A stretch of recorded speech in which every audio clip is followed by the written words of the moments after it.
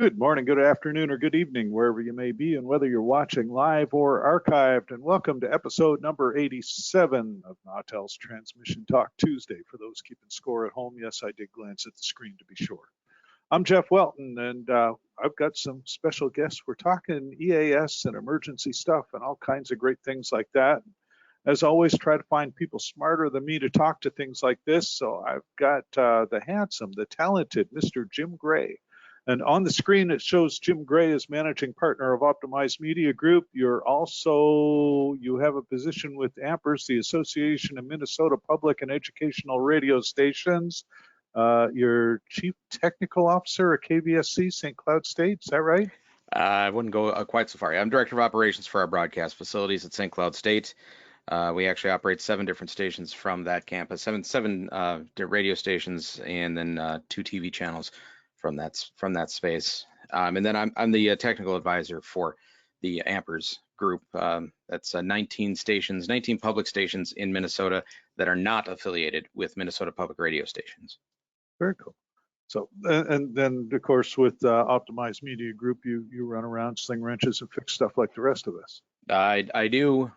We do primary engineering for a number of stations and groups, both commercial and non-commercial. And we do an awful lot of project work, studio builds and transmitter installs and things like that. Yeah, and I will give the caveat to folks who are not seeing me in Nautel Blue for arguably the first time in a lot of years. So I'm in a hotel in Austin, Texas, where the high is supposed to be a tropical 105 degrees today, give or take, depending on which weather forecast you look at. My luggage is in Houston, Texas, which is close to Austin relative to Nova Scotia, but not close enough. So what you see is what you get for today only. Also, we've got another guest host, and the handsome, the talented Mr. Shane Toven. And Shane's senior broadcast engineer for K-Love and Air One, been tech support guy, been contract guy, just done a little bit of everything over the years. Yeah, I've seen pretty much all segments of this industry at this point. Broadcasting, obviously, trade publication for a brief period of time, and yeah, equipment manufacturers and tech support and all that stuff. So fun as always. And yeah, thanks for inviting me this morning. You're welcome. Let's say the good, the bad, and the ugly in this industry, and we'll let you decide which of us is which. But so anyway, what you, like I said, for me, what you see is what you get. I see some reflections from the little backlighting thing that I got. We'll try to move that a little bit. So with EAS is kind of what this evolved to. We also, it started out as a conversation on emergency preparedness. And so we're kind of going to try to cover a little bit of all of that. And as always, do the mandatory housekeeping stuff first. We do encourage and actually require questions, comments, criticisms, and concerns. The more input you give us, the more we can tailor this to be appropriate to what's applicable.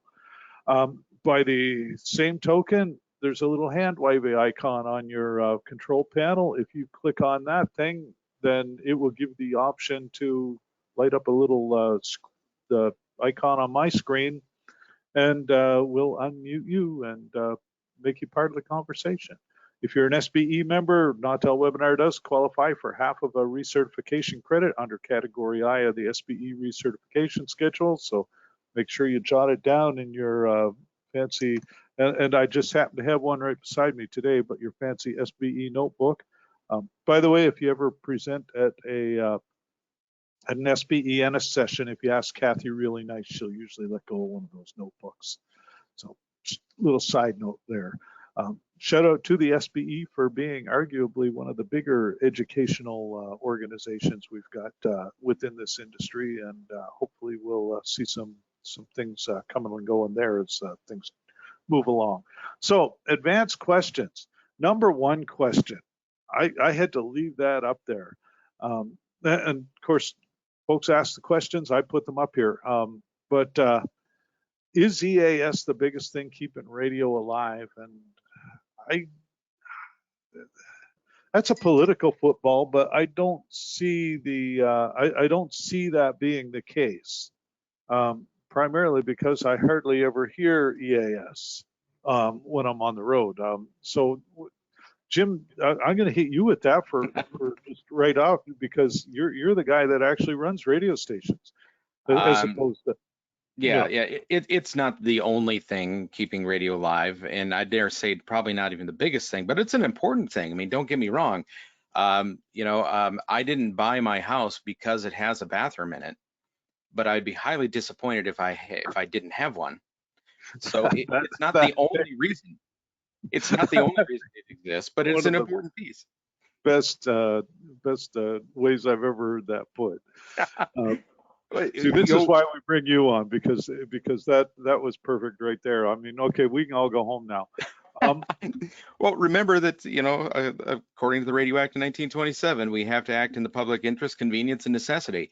And the emergency alert function of that has been such a huge piece of that. And it's an easy way to justify your existence. But if that's the only thing you've got going for you, then you don't have a good business model.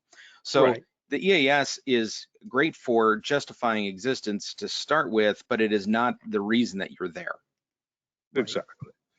And I mean, that was, that was a good thing. Like the bathroom is a perfect way of describing that, because absolutely, it's not the only reason, but you're right. It's an important feature, if you will. Mm-hmm. I just want to open up going to put the advanced questions on my phone, so I've got it to the side. And I want to hit. Yeah, sorry, go. I was going to say the follow up to that. There, is it going to die like newsprint?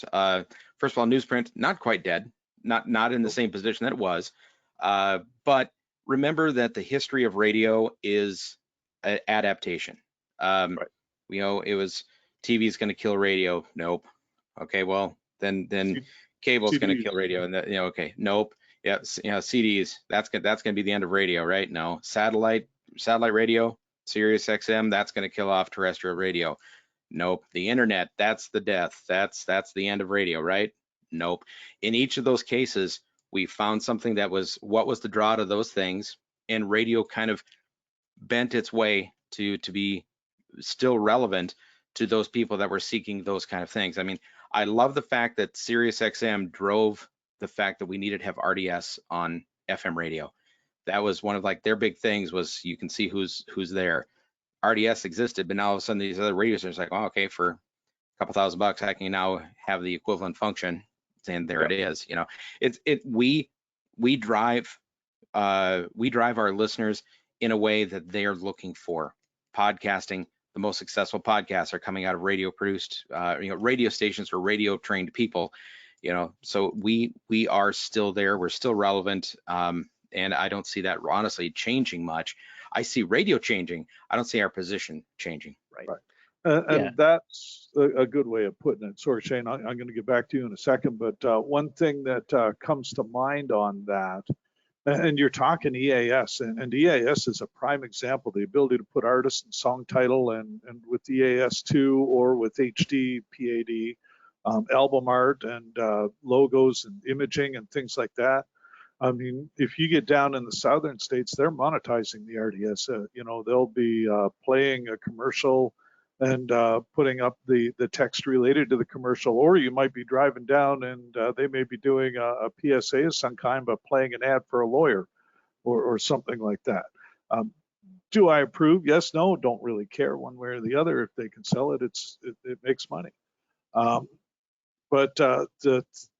we've done several sessions on RDS, but the scary thing is that RDS done wrong is still probably more common than RDS done right.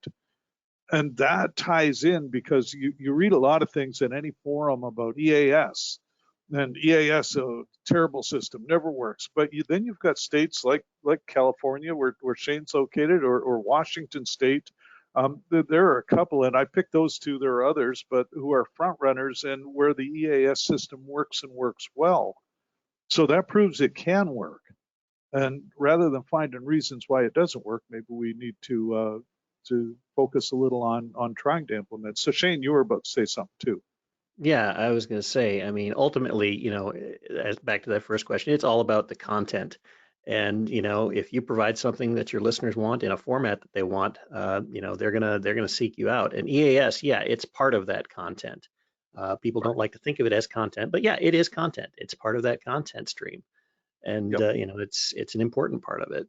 So And there are obviously things that we do have to be concerned about. I mean, there was an iteration not too many years ago where it seemed like you'd send a message for whatever reason, whether it was a tornado warning or a heavy rainfall warning or whatever, and it would send it like 9 times in fairly rapid succession. And that can be a little off-putting, if you will. Well, and part of that is the source too. I mean, the National Weather Service, for example, I mean, they're a great source to monitor and to relay alerts from. But with certain alerts, they tend to get rather trigger happy, and it's just, and I can't say that I blame them. They want to err on the side of caution more than anything. But as a broadcaster, yeah, it does get kind of annoying when you're getting this string of severe thunderstorm warnings. Right. But maybe some of that is just on adjusting your filters a little bit in terms of what you pass and stuff like that. So. Right. And now, Jim, I'm going to hit you a little on that one and looking at it more from the preparedness aspect of it. I mean, obviously, if you get a tornado warning, it's head to the basement time. But Hmm. what do you like? Is there a way to tie EAS into preparedness? Oh, well, absolutely. But that's this, I won't say the final step of getting yourself prepared for emergencies. And it's not always just weather emergencies and things like that. But tying that into that, having a protocol of if this, then that. I was just at a facility that had a little spiral bound flip book that their entire staff was given, and they're in all the studios and all the spaces that said, if this, here's the steps you take. And you just literally, go down okay, this is a severe thunderstorm warning, click, flip that up. All right, here's what we need to do. Here's the protocol. Here's how often we need to do things on air. And it was so clear and so spelled out. So having a plan of what to do when your EAS box goes off, that's an important piece. Oftentimes, because if the EAS box is not located in studio, sometimes the on-air talent doesn't even know that it happened. It just took over. There's a thing going on there. So how do you make sure that the person in the studio, the control point, has access to knowing when something goes off? There's a lot of different protocols I've seen of things like indicators in your studio that blink lights, or some of these, it's a voiceware screens that the outer edge of the screen starts going red. So I mean, it's something to catch their attention so that they know that they need to go look and find out what's going on, then see where their protocols are and go from there. That's actually a really good point too, because especially as we get into more and more with HD radio and with digitization and longer delays, the folks listening to the off-air feed in the studio tend to be fewer and fewer as we progress. So you're right. I mean, having some sort of indication that, hey, by the way, an EAS or an alert was just triggered, and you may or may not have a cell phone nearby, so you're not going to get the cell phone alert necessarily. So that's a really good point, and something Yeah. that should be part of the procedure. And you're talking about preparedness. So of course, this year, I said this year has been like the Book of Revelations for my part of the world. We've had fire and floods, and we're currently infested with ants and earwigs. So we're working on pestilence, and so yeah, it's been one of those biblical sort of years. But for the first time ever at Casa de Welton, we've got bug out bags packed and readily accessible where you can grab and go. At that point, it removes in any kind of evacuation situation, it removes the stress of figuring out what you need. You just grab the bag, throw it in the vehicle, whichever vehicle you're taking, and at that point you can, give yourself a little bit of time to round up critters or whatever. So get the cats and the dogs and stuff. So it's just like I say, it takes the pressure off. What do I got to take? Throw this and this into a bag. It's already done. So yeah, that's a good point. Oh, one of the reasons, and you know, this is really, as I say, this originally started out as sort of a heavily focused on disaster prep and emergency preparedness, and less about EAS, except as a side note of, oh, by the way, there's a system to tell you if bad stuff's coming. But the focus kind of shifted a little bit as we get closer and closer to this date.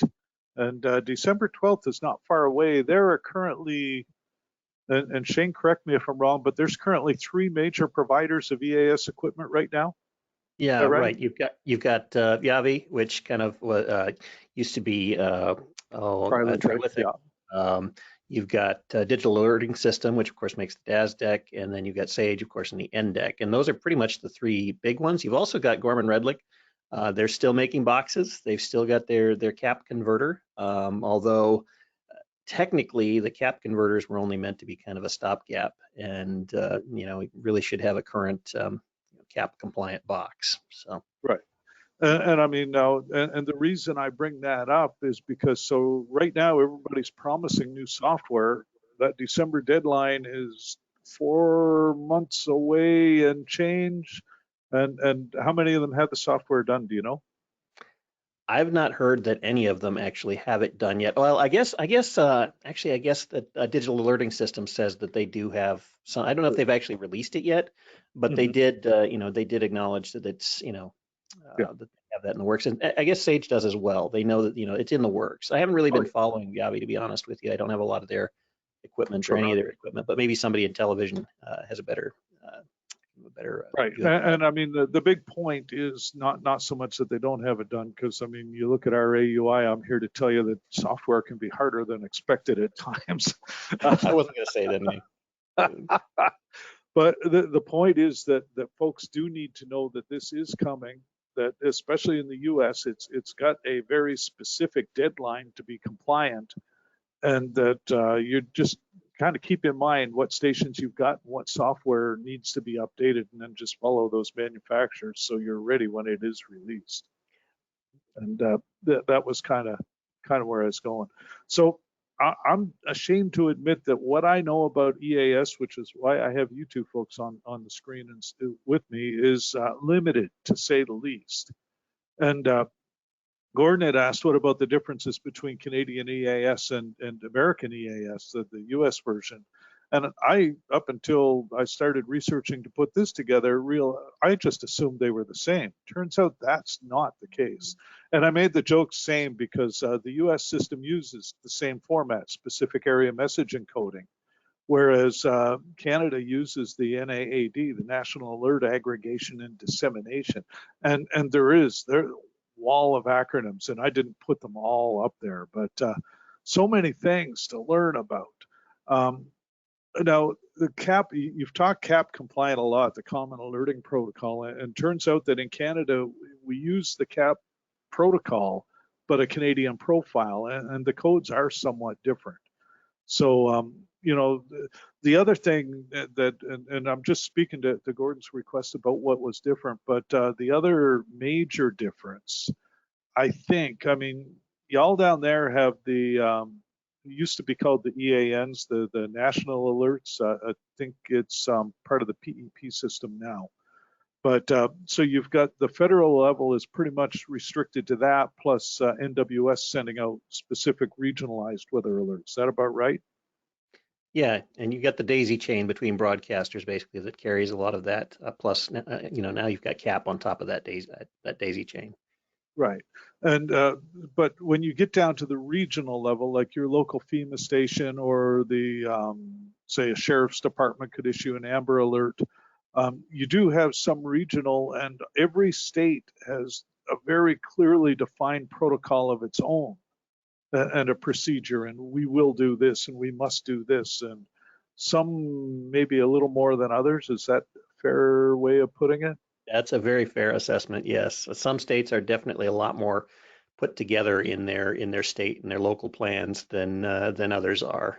But the ones that have put them together generally have got a very cogent plan, and yeah, kudos to them. Now, Jim, I'm going to kind of throw you under the bus on this one. That's not a fair way of putting it, really. But But you had talked earlier, so you provide technical, I guess, technical suggestion or input to AMPERS, to the Minnesota Public and Educational, and they've got an EAS, I guess, protocol, so to speak. Well, we're working on that right now. The EAS system in Minnesota is unique in that we have in Minnesota the incredibly large and robust public broadcasting networks. You have Minnesota Public Radio, which is ubiquitous across the state. I think there are like 87 or 89 signals across the state, basically cover every single corner. And they are the backbone of our EAS system in Minnesota. And I think that it's probably the most robust backbone of anything that I've seen in the country. The problem becomes that they are the primary and the backup system. So that means that primary and backup in a lot of areas in Minnesota are both NPR on the same tower on the same power grid. So that's really not a backup. So we have a very strong primary. We essentially have zero backup because of that. We've been working with the state on the possibility of the AMPERS stations becoming that secondary backup, so that we can get some diversity in broadcast locations, some diversity on power grids, not on the same tower, things like that. That does require some hardening of our own capabilities, both from the studio side and from the transmitter side, and then putting a plan in place so that we can become the secondary piece of that system in the long run. And that's part of the major project work that we're doing here in this year. We did get an allocation from the state of Minnesota to start down that path, and we're working on hardening up those 19 stations to be able to provide that service. And that ties into, because Curtis had just asked if a station's a primary EAS originator, is there any federal requirement like for the studio to have a generator to always be on the air?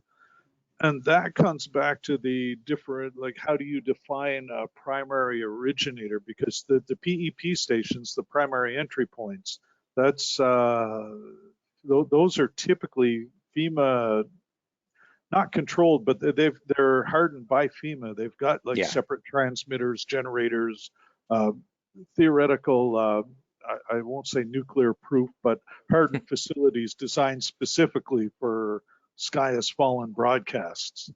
Yeah. But then when you get to the LP1s, LP2s, those are just more regular, like the local primaries. Those are just more, you get what you get. Yeah, and that's the ones that I'm talking about here is less about that original insertion and more about those LP1, LP2s that are out there.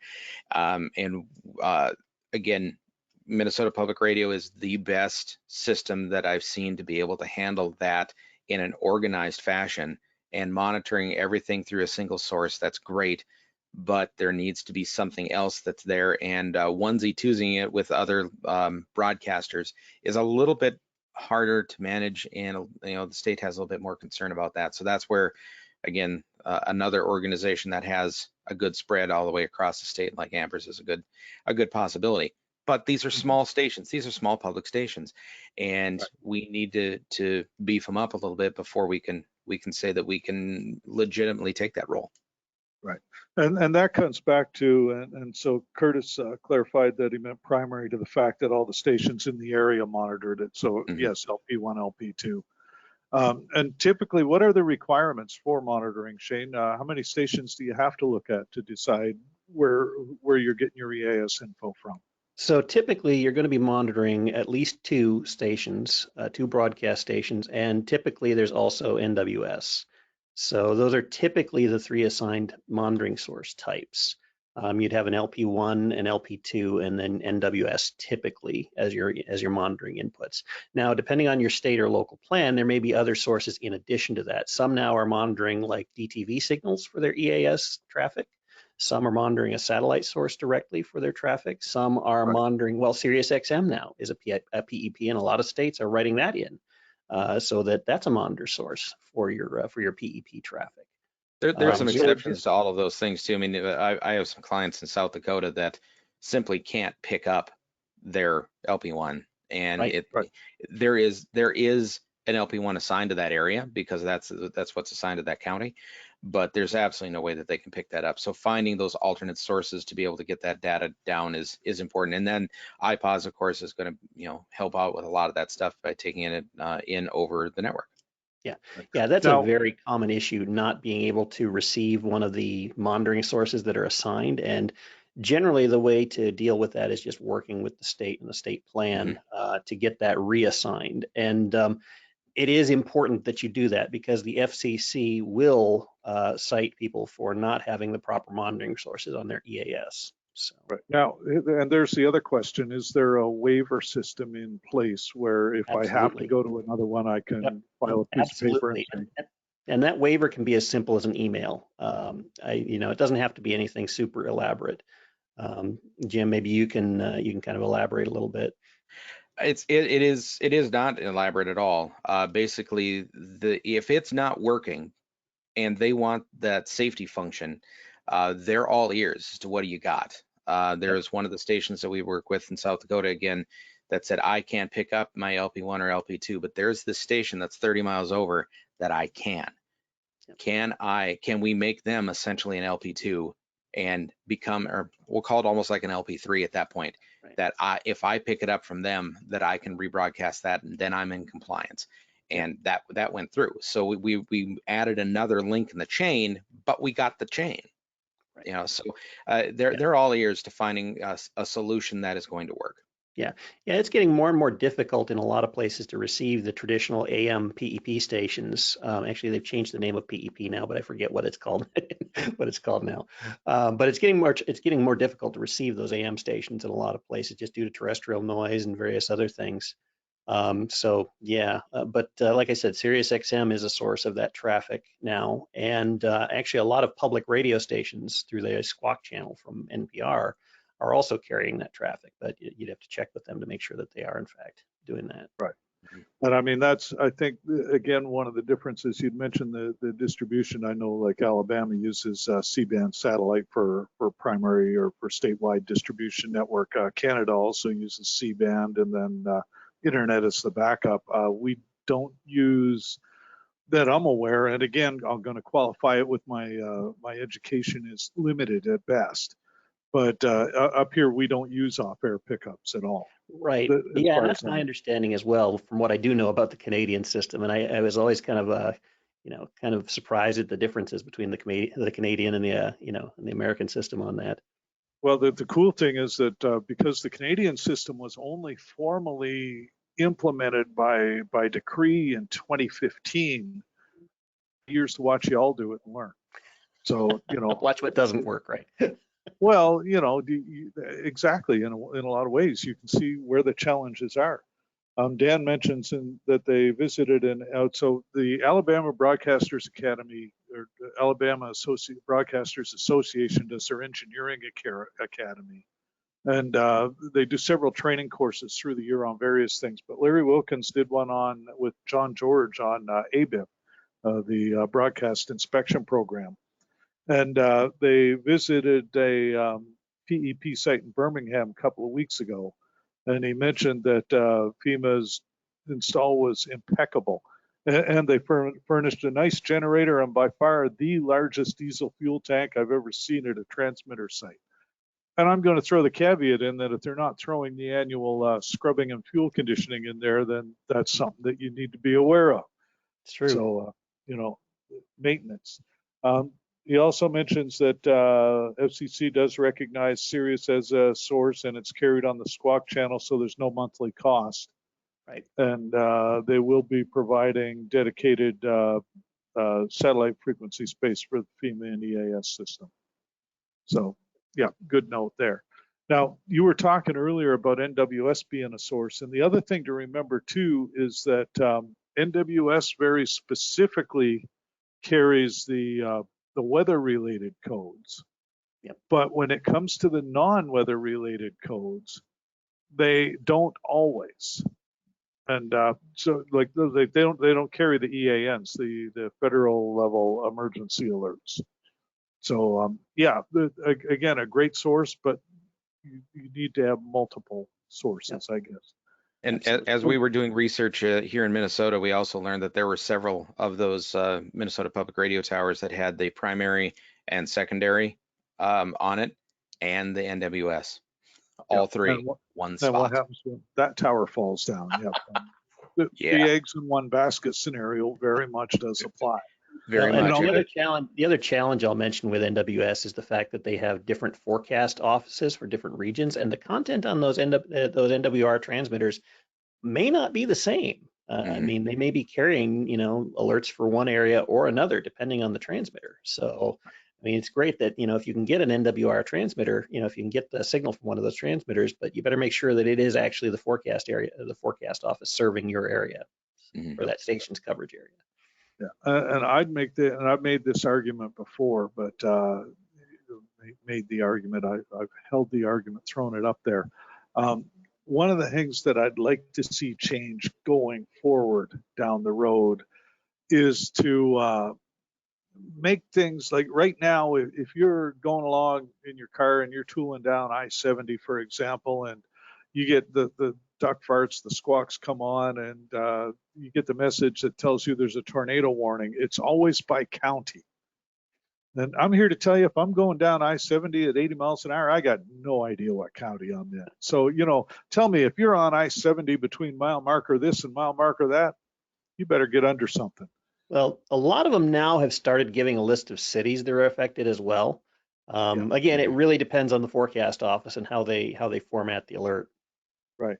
And I think that may be one of the bigger challenges that people see more in the US than in Canada. Again, implementation specific, is that how it's treated in one area may not be the same as how it's treated in another.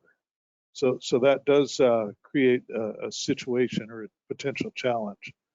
And William does mention that the issues with PEP and Sirius is that they're both delivered by a satellite. So in the event of a major satellite collision or a good solar storm, they could both be down. So redundancy, that is like the entire purpose of my position here right now, is talking about redundancies. Yep. Well, and that comes back to what we were talking about earlier about with with just disaster prep in general. I mean, as a rule, and I'll pick the bug out bags at Casa de Welton as an example. I mean, those things are 100% equipped, toiletries, change of clothes, everything. And yeah, it's all stuff that we don't use day to day. Otherwise, you're going into the bag to take something out. That's in the bug out bag, and then it never goes back. So, that's a very small and limited system. But again, if you don't have multiple source, and like the conversation we've had before about IP security, if you only have one ISP providing your data, then if they go down, you're SOL. If you've got two, that's great. But if number two is running on the backbone of number one, then when the backhoe cuts the fiber, they're both down anyway. So yeah, like you said with the one tower earlier, Jim, it's really important to look at the details sometimes. Let's see. John mentions Premier may be hosting a dedicated PEP channel like NPR Squawk. I'm not aware of that, but I believe that's correct. I know at one point they were. I'm not sure if that's still the case, but I believe they are. Oh, and there we go. William says PEP stations are now known as NPWS, National Public Warning System. Thanks, William. I couldn't remember the acronym. I knew they had changed, but I couldn't remember it. So that means that I would need to update the slide deck already, and it's a whopping 2 hours old. That didn't take long. So yeah, anyway, there's a billion codes here. Obviously, some of them, like you're not going to, as a rule, worry about avalanche watch as much in the Midwest. I hope not. I'm pretty sure that if you ever see a tsunami warning in Minnesota, then the country's got much bigger problems. True. So absolutely, when it comes to the ones that you forward, that's going to be, I guess, a little situational. Now, here's a question, and Jim, do you guys have state level, like they say, we only forward these, we don't forward these, or is that up to each station to choose? There is a minimum list. with the weather ones there. But for example, you know, in central Minnesota, we have all the nuclear warning ones because we have a nuclear power plant in Monticello.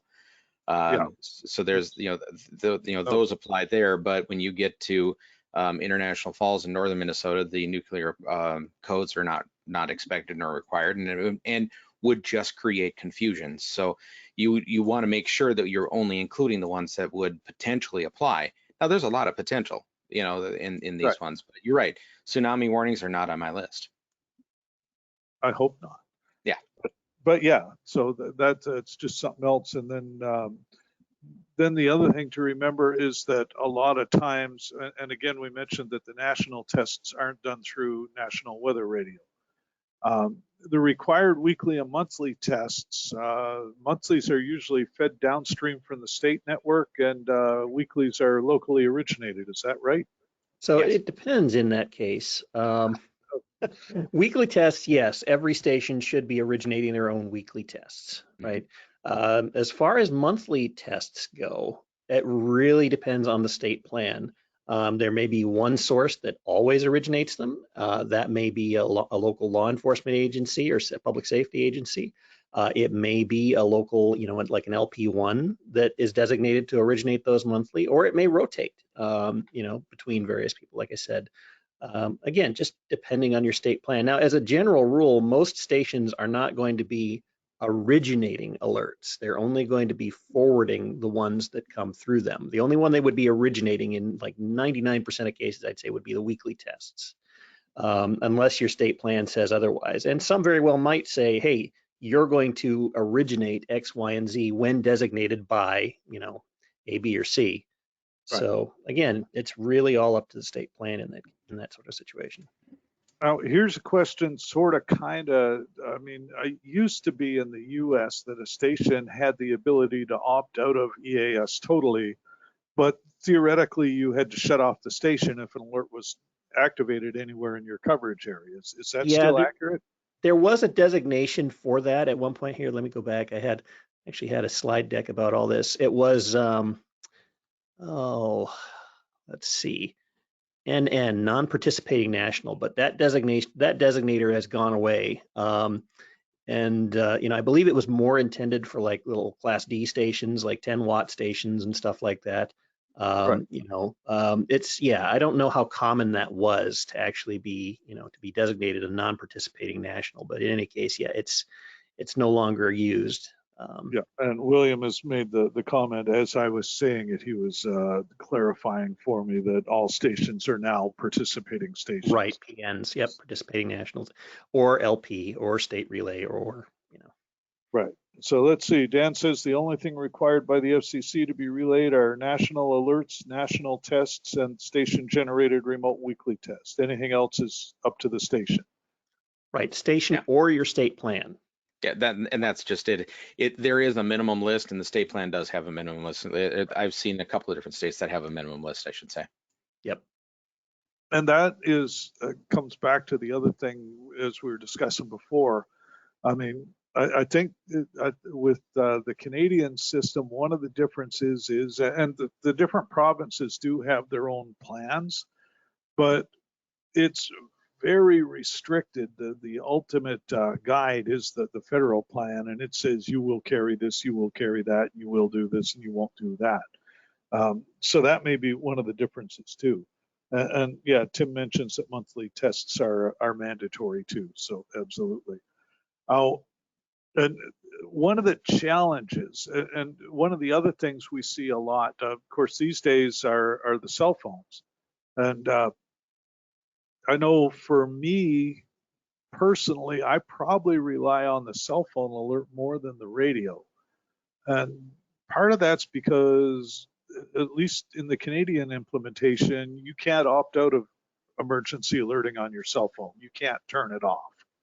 So, you know, I think in the US, you do have that ability to some level anyway.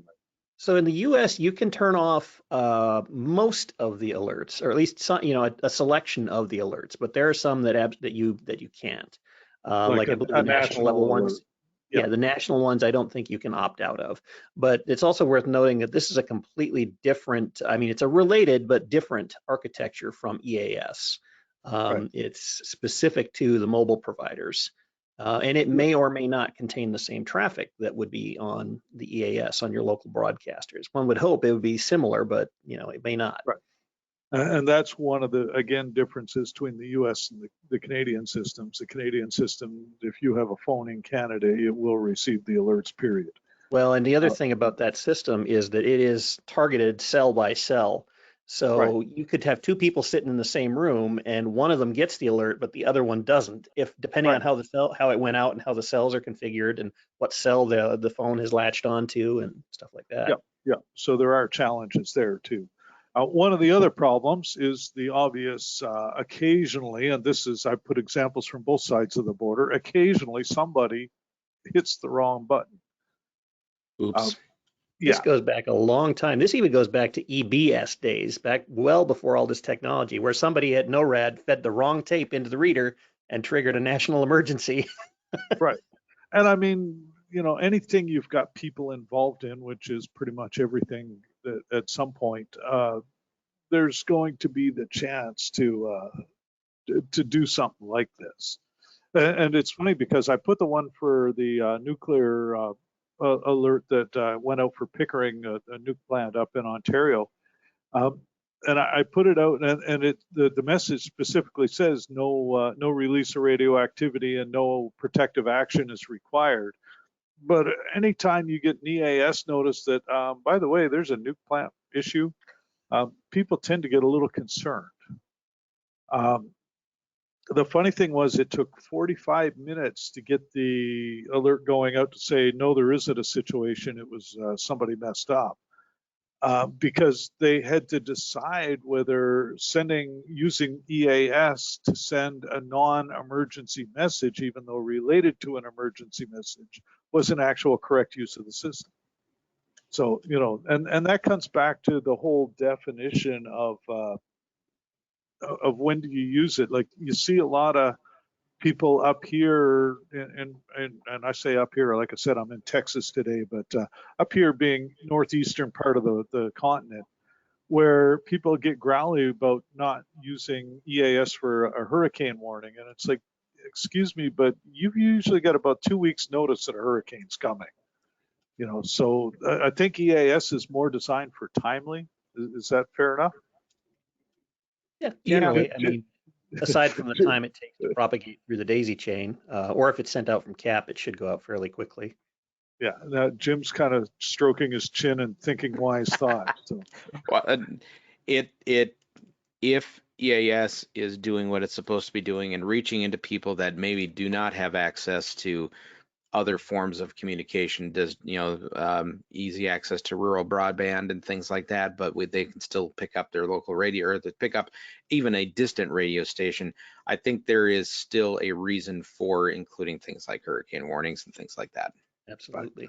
Yeah. And I mean, a lot of people in our neck of the woods will complain about Amber Alerts going on them, and I'd argue that that's probably one of the more timely things that you could use it for. Mm-hmm. So again, I think it's in these days of information overload, some people just get a little overstimulated. But talking about specifically, Jim, what you were saying, I mean, here's the EAS coverage map of Canada based on broadcast facilities. So, you can see where there's a lot of gaps there. Now, granted, the vast majority of our population lives pretty close to the U.S. border because, hey, we can duck across for cheap beer, cheap gas, and cheap cigarettes. But it's still a good argument toward the number one, having satellite distribution, number two, having the phone system as a backup or an alternate source, and like you said, making sure that you've got multiple ways of getting this data. Mm-hmm. So we talked about it a little bit earlier, and I just threw up the links to each of the manufacturers' websites. I didn't specifically go digging for like Sage puts their notifications on software right on the front page, which is really cool. I didn't go digging too much into digital alerts or Viavi.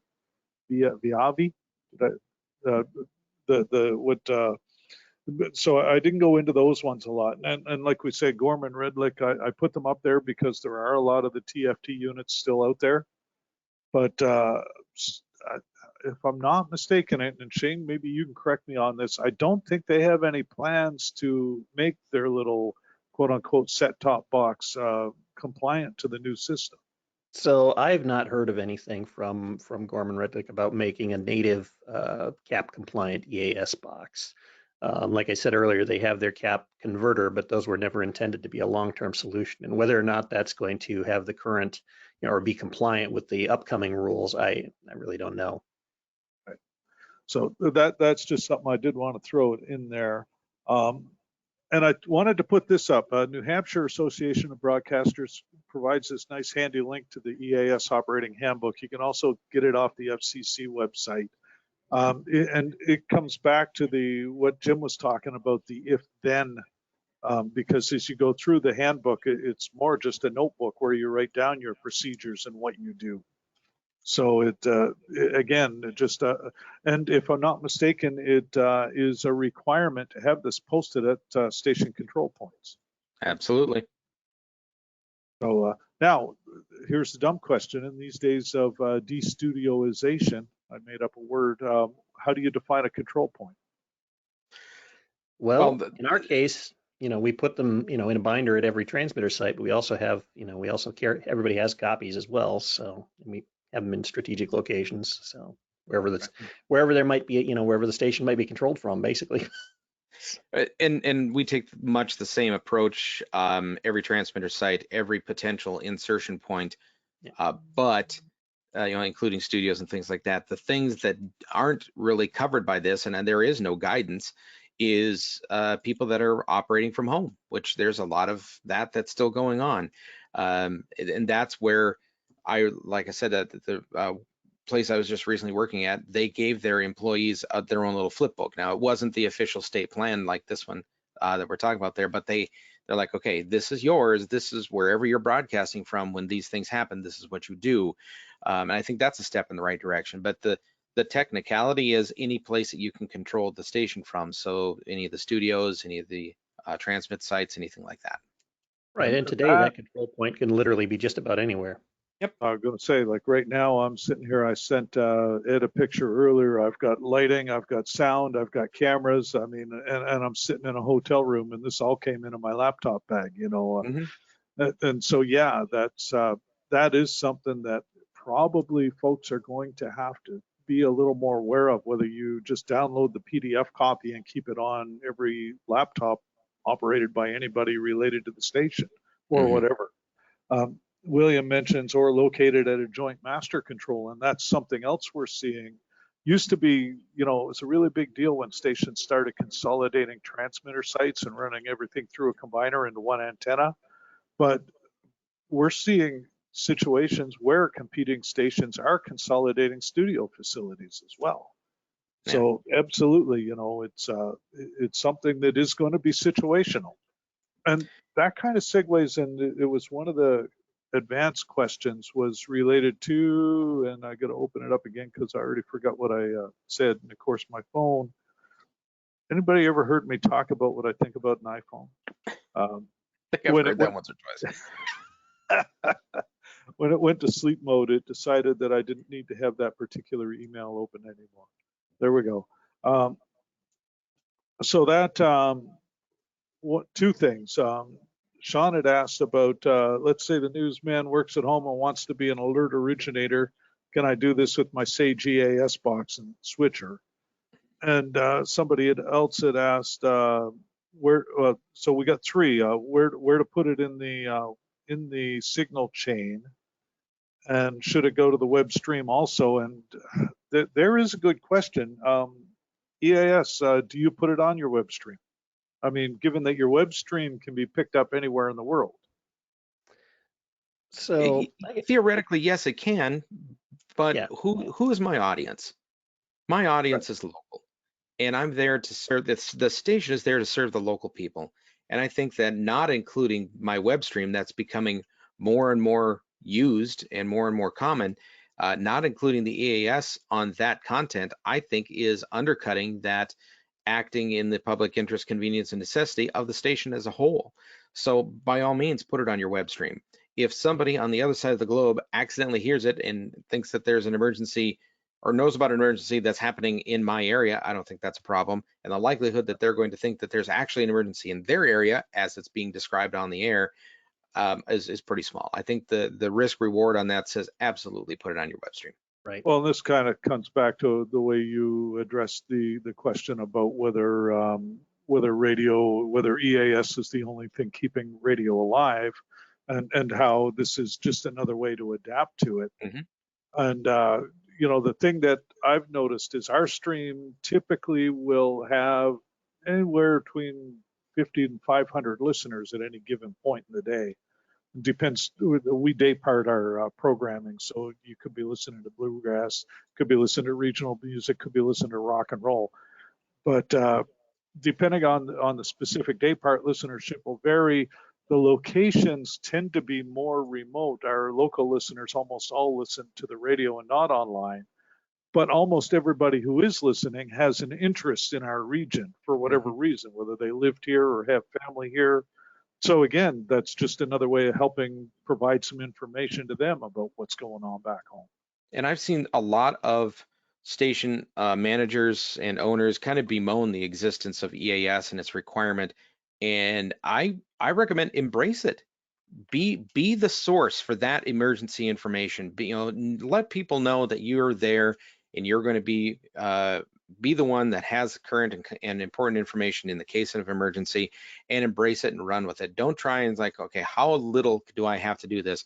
How far away can I hide those weekly tests so that it doesn't land in prime time? No, plant that thing in drive time. Let people know that you're the source for emergency info.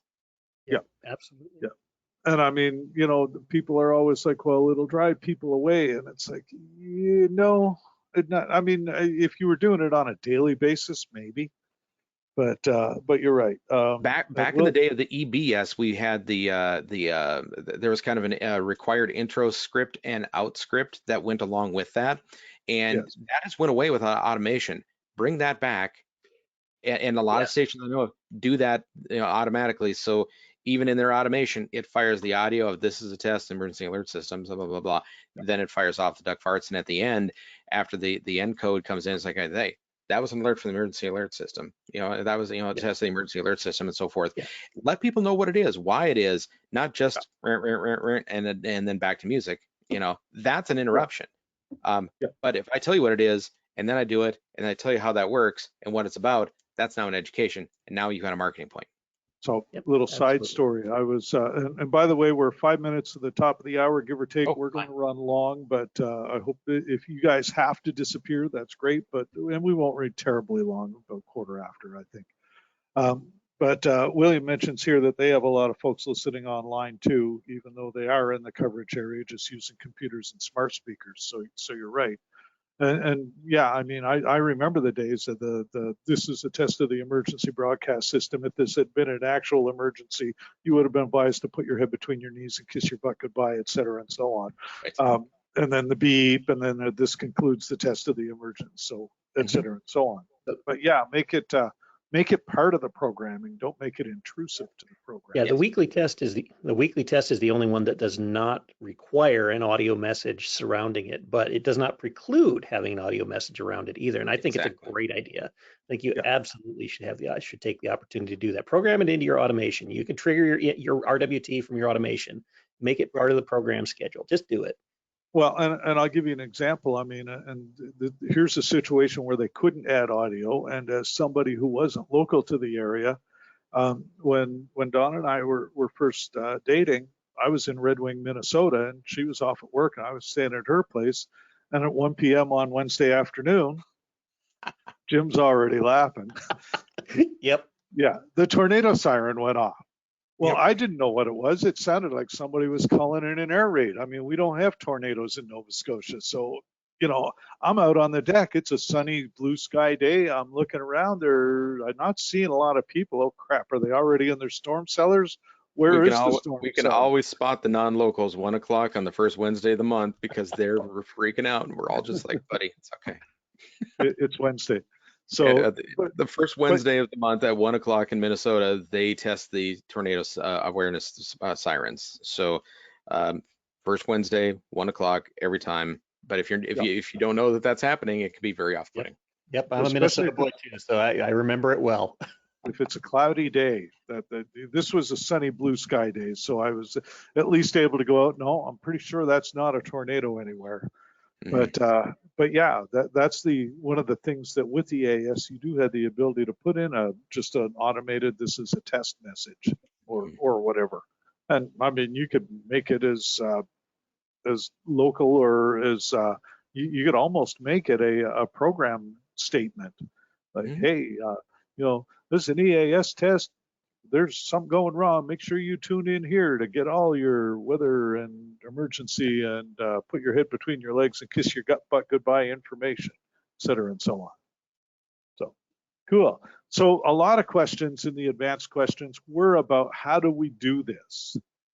And the challenge is that is so situational. I mean, like Shane, you're dealing with a nationwide network with regionalized information. Jim, you're dealing with statewide network for ampers, and like you said, 7 stations spread over a fairly wide geographic area with KVSC, and then of course contract stations in multiple states. And like what I've shown here is what I would argue the simplest implementation. You run your studio into one audio input on a transmitter, run your EAS unit into the second, use the beginning of message status output to trigger a preset to switch to the EAS, use the end of message status output to put you back to your regular program. That is one implementation that I know some customers are using. Well, and even simpler than that. I mean, that's certainly one approach to doing it, but most EAS units have at least one loop through. Some have an analog and an AES loop through. And that's probably the simplest place to insert it, is just insert it between your program source and your audio processing, and then have that sent off to the transmitter as part of the thing. Where this one would tie in, and I should have clarified that, and I probably could have done that as an even more basic. So this one would tie in if I've got a translator example, not a fill-in, a translator repeating a station from 100 miles away. So if I get an EAS alert in the region the translator's in and not where the main is, then that would be one area where I could break it in. HD, HD2, HD3, et cetera, and so on, where you may, again, have your HD in a totally different area. So that was kind of what I was looking at with that. You're right, I should have explained it much, much better. Yeah, so there are 2 ways to basically insert the EAS traffic. One is inline, which is simplest if you either have one box per chain, or you only have one chain. Maybe 2 if you use the analog and the AES, loop throughs if they have them. The other approach, like I said, is to do it as a side chain, like you show here, and that's a perfectly valid approach. I mean, the initial idea was, just put it in line as the last thing in your program chain. Well, nobody makes a composite EAS as far as I know that passes MPX through it. So it had to, at the very least, go before your audio processor. But now with more complex air chains, it's almost impossible to get it on all of your air chains. I mean, yeah, we had the multi-station relay panels for a while, but those were kind of a kludge. Now with audio over IP, you can actually tell it, make the EAS a source on your AOIP network, and tell it, when it gets this, when your management gets this contact closure from the NDEC or your EAS unit, hey, execute this route. When that contact closure is done, okay, put it back to normal program material. So there are a bunch of different ways to do it, and yeah. Then William has got, let's see, get back here. There we go. So yeah, he mentioned the separate analog and digital inputs, so a single sage could handle 2 stations in that regard too. Yep.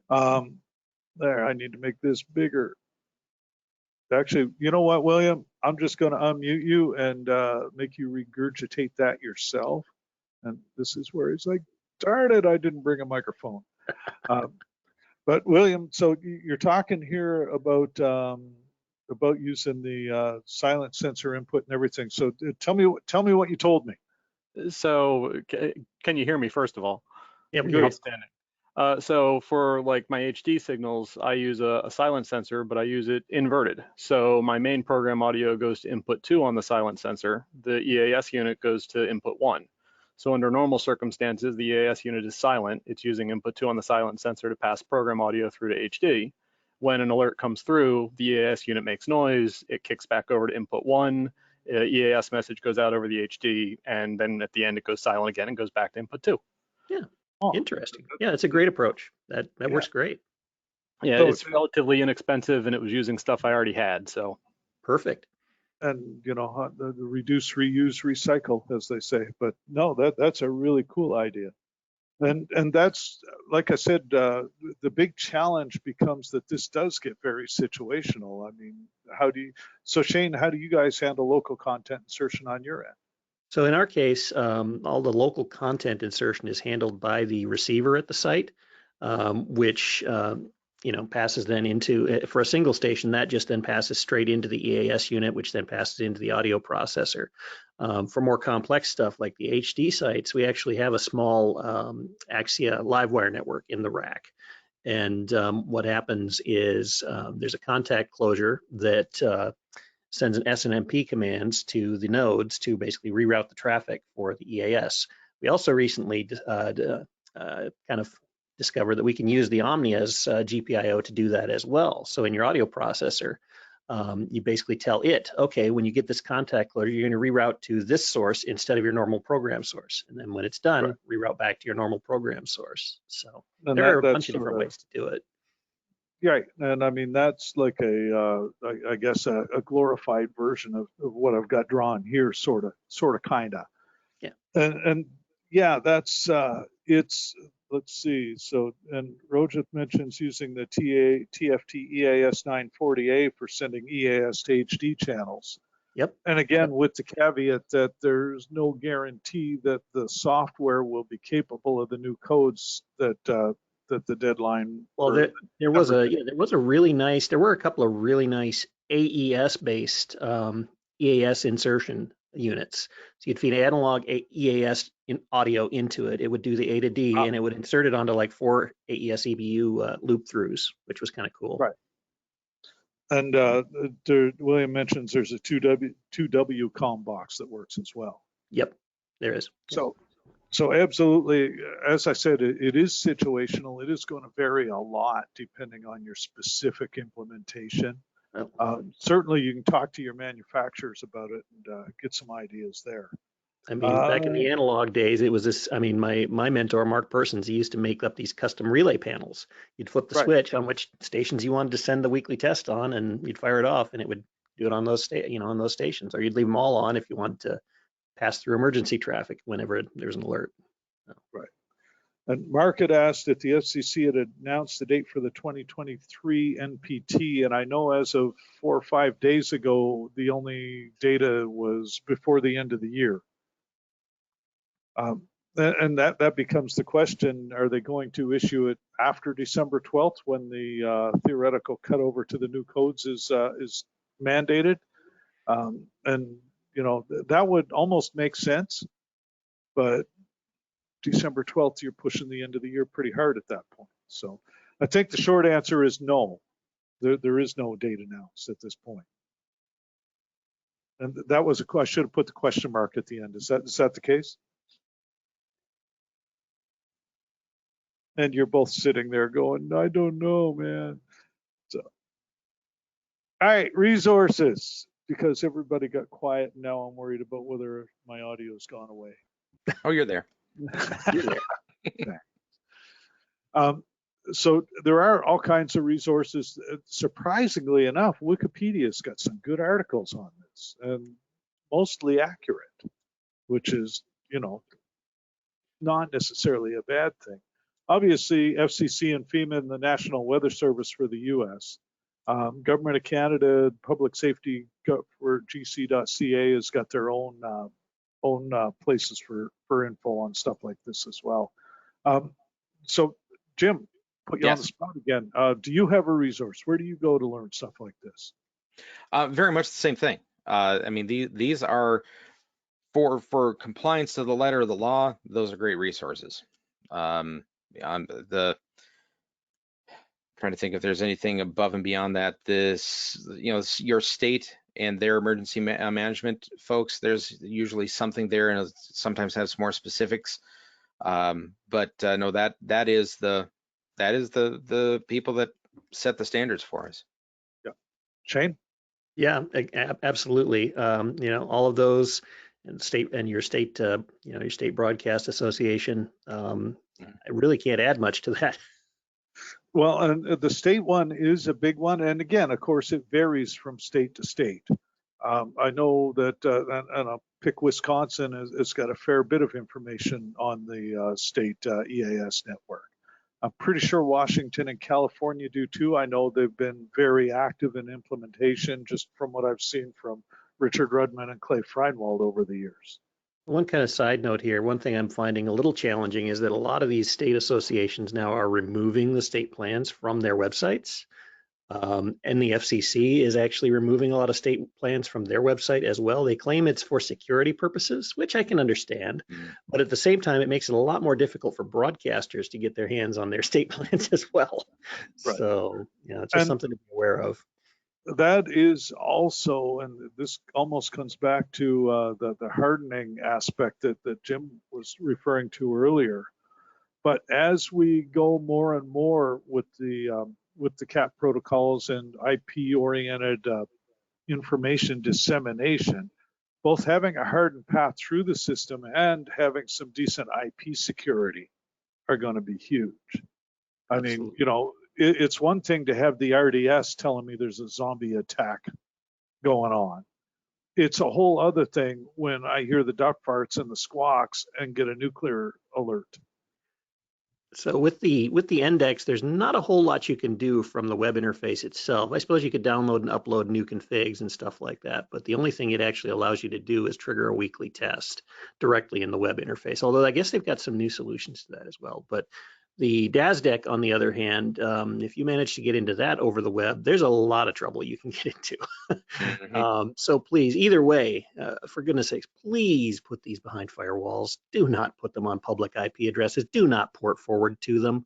Put them behind a firewall. Access them with a VPN. Do not use the default username and password. Do not use the default username and password. In fact, I know the Sage will bug you. It'll pester you mercilessly if you log in with the default username and password. Change me. Right. And in the case of the Ampere stations here in Minnesota, the grant that we got from the state to try and harden up those facilities, cybersecurity was a piece of that. It wasn't just you need generators and redundant parts. It was you need to have a secure system that you're going to use to monitor and control this system. Right.